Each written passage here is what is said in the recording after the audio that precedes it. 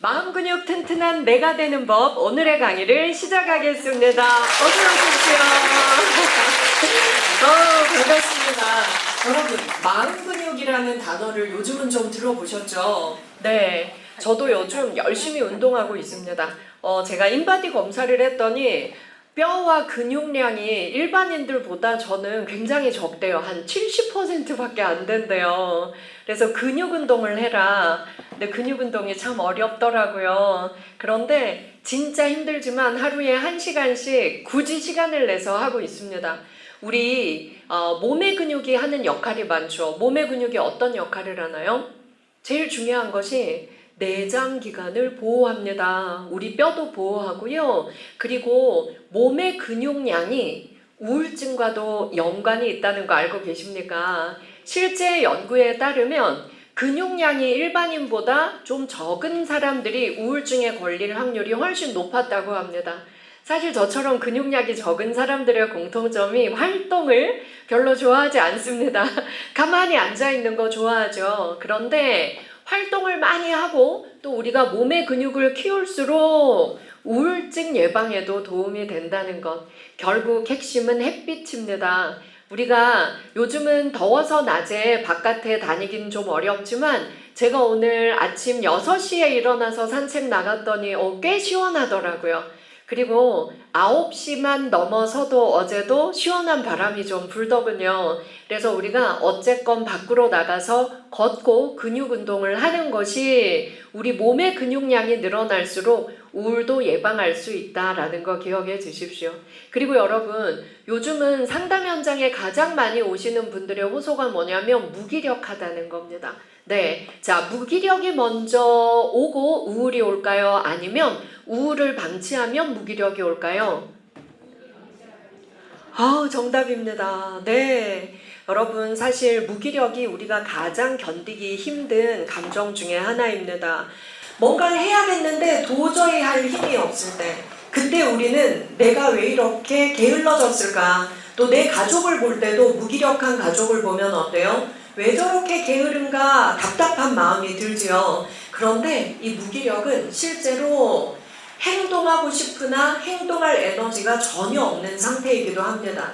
우리가 우울증을 방치하면 심각한 무기력이 오게 됩니다. 그러면 우울은 왜 오는 것일까요? 네, 자, 우리의 마음은 여기에 있지 않고 마음이 어디 있죠? 예, 마음은 뇌에 있습니다. 맞아요. 자, 왼쪽 이마위 여기 지난달 오신 분은 제가 설명해 드렸는데요. 왼쪽 이마위 여기는 뭐가 있죠?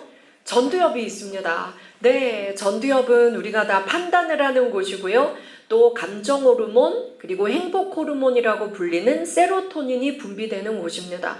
아주 중요한 곳이죠. 그리고 우리 귀 뒤에는 해마와 편도체가 있어요. 감정과 기억을 묶어서 저장하는 곳입니다. 사실 우리가 마음이라고 부르는 것은 우리의 뇌에 다 있는 것이죠.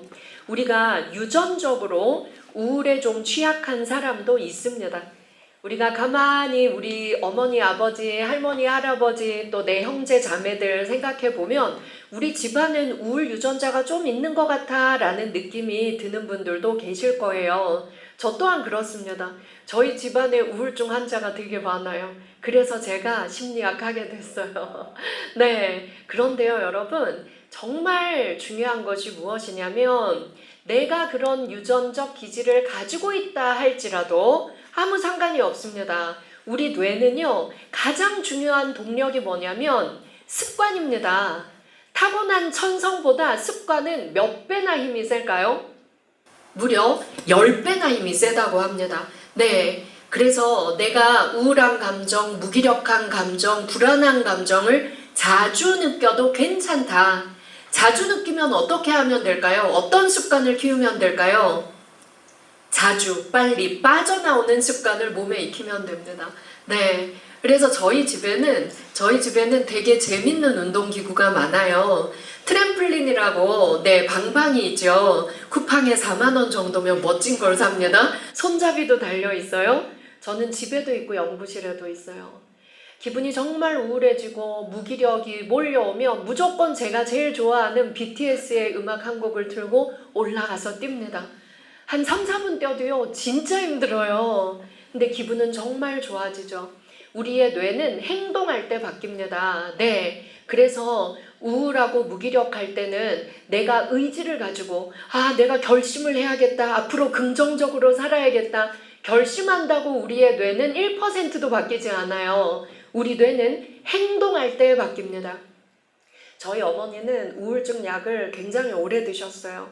불면증 약도 굉장히 오래 드셨어요.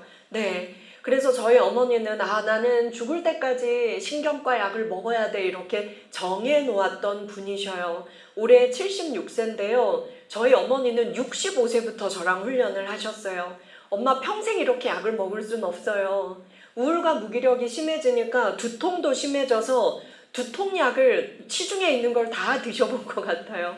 예. 근데 엄마 습관을 바꾸면 돼요. 예, 저희 어머니 올해 76세이신데요. 하루에 2시간씩 헬스, 수영, 그리고 이제 밖에서 걷는 것 이런 것들을 조금씩 쪼개서 하루에 2시간은 시간을 채우십니다. 네. 그렇게 하시고 이제 집에서도 저녁이 되면서 또 해가지고 우울이 몰려오고 이러면 또 움직이세요. 끊임없이 화초를 가꾸고 그리고 여러분 설거지가 얼마나 좋은 심리치료인지 아십니까? 여러분 심리치료에 정말 좋은 건요. 방 청소, 설거지, 네, 대청소는 아주 안 좋아요. 네, 우리 뇌는 부담을 주는 걸 좋아하지 않습니다. 그래서 대청소 이러면 우리 뇌는 스트레스를 받기 시작하고요. 그리고 큰 계획을 세우는 거 좋아하지 않습니다. 왜일까요? 부담이 느껴지기 때문이죠. 그래서 우리가 완벽주의가 높고 예민한 사람들일수록 큰 계획을 세우면 안 돼요. 못할 것 같아서 오히려 더 눕게 되고 마음에 불안이 생기거든요. 그래서 작은 청소를 자주 하는 게 좋습니다. 저는 오늘 여기 오기 전까지 오늘은 집에 있었는데요. 설거지를 한 10번 한 것 같아요. 네, 그냥 오늘 제가 아침부터 좀 무기력하더라고요. 그래서 아침 6시에 나가서 걷고 그리고 낮에 제일 더울 때는 수영을 한번 다녀오고 그리고 엄마랑 식사하고 가족들이랑 식사하고 나서 많아지면 힘들잖아요. 그래서 저는 컵 2개 그리고 숟가락 젓가락 한 이제 5벌 정도 모이면 씻고 자주 조금씩 씻습니다. 물소리만 들어도 우리 뇌는 아주 좋은 에너지가 형성됩니다. 그래서 여러분 우리 유튜브에 보면 명상에서 물소리, 새소리 이런 거 있잖아요. 네, 설거지도 한 30분 서서 하면 힘들지만 컵 몇 개 씻고 이런 건 간단하잖아요. 그래서 모든 걸 쪼개서 하면 아주 좋습니다. 네, 그리고요. 아주 작은 미션들을 나에게 주고 그걸 성공하는 것이 왜 중요하냐면요. 자존감이 높아집니다. 네. 내가 오늘 100% 성공할 수 있는 아주 작은 미션들을 나에게 주는 거예요. 그리고 그 작은 미션들을 오늘 성공하는 거예요. 아주 우스워 보이지만 그런 것들이 하나둘 쌓이면서 아주 튼튼한 자존감의 토대가 됩니다. 나이가 들수록 우리 뇌는 자존감이 높아질까요? 낮아질까요? 맞습니다. 자, 우리 부모님들 한번 생각해보죠. 연세가 높아지실수록 자식들한테 섭섭한 게 많아지세요. 저는 제가 세상에 진짜 효녀라고 생각해요.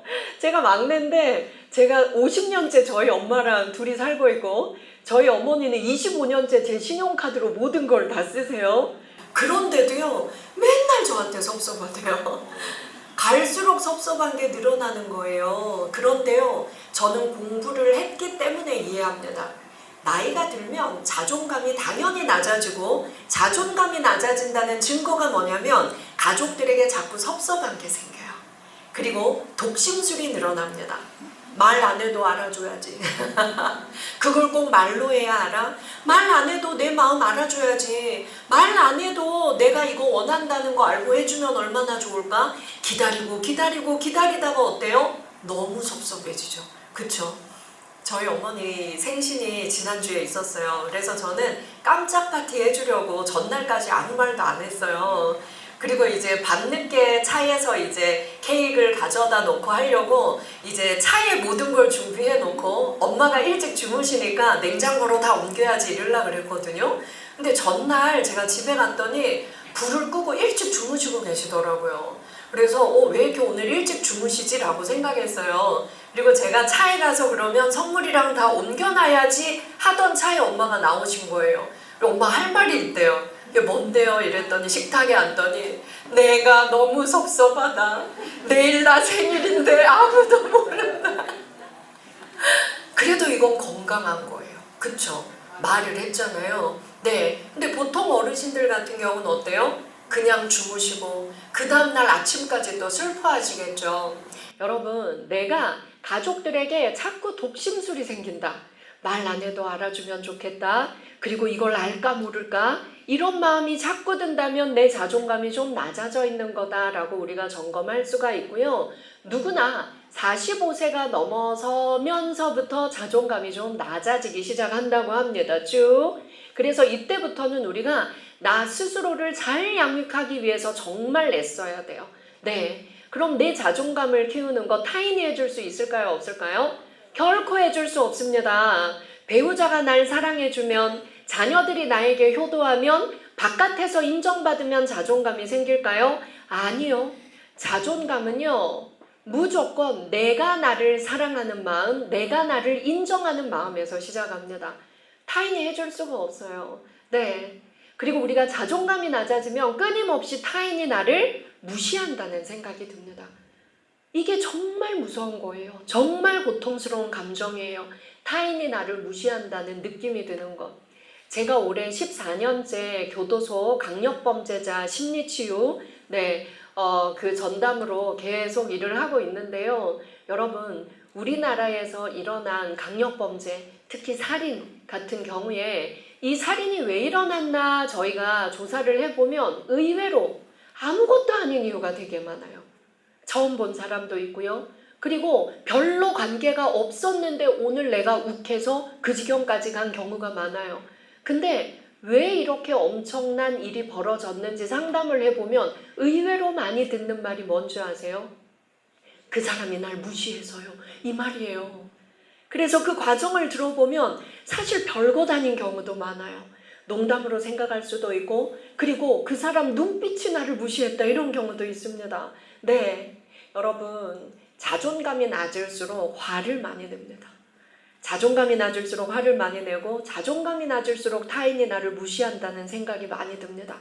그래서 내 자존감이 낮아지면 인간관계에 큰 문제가 생기기 시작합니다. 그래서 여러분, 내 자존감을 어떻게 키울 건가 오늘 그 얘기 좀 하고요. 여러분들의 고민 상담으로 또 넘어가도록 하겠습니다.